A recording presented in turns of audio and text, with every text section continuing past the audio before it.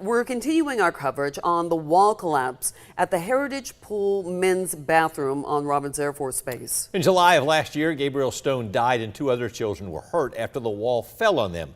The Air Force released a report from its investigation into that accident. Jasmine Lee is in studio to tell us more about the new developments. Good evening. According to the report, the wall made up of cinder blocks wasn't anchored to the ground. That's what the Stone's family attorney found when we talked to him in late July of last year.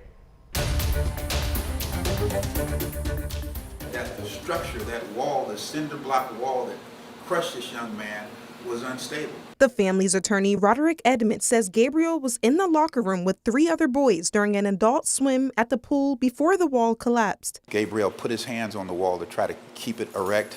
His brother put his one hand on there to try to keep it erect. The report mentioned there were conflicting stories from witnesses, with some people saying all 4 boys were pushing on the wall and others saying no one was. The family lawyer says, when the older brother took his one hand away, all the cinder blocks just collapsed and crushed him and, quite frankly, injured 3 other boys. According to the Air Force, no major work had been done to the wall or the restroom besides some painting and light maintenance. The investigation found the designer did not anchor the wall to the floor, which is against standard building code.